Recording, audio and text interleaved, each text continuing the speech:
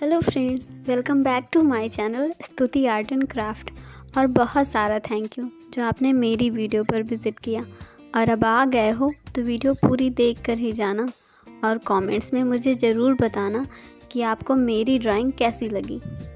अगर आपको मेरी ड्राइंग थोड़ी भी पसंद आए तो प्लीज़ मेरे वीडियो को लाइक करना। अगर आप मेरे चैनल पे नए हैं तो चैनल को सब्सक्राइब करना। तो चलिए मिलते हैं वीडियो के लास्ट में।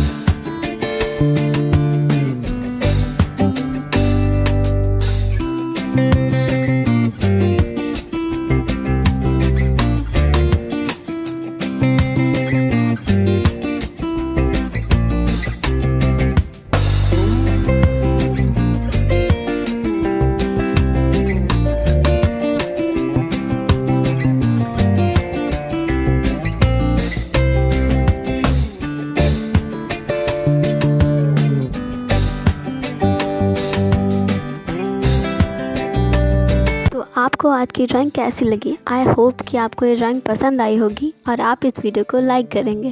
तो चलिए मिलते हैं कल एक नई वीडियो के साथ। तब तक के लिए बाय बाय।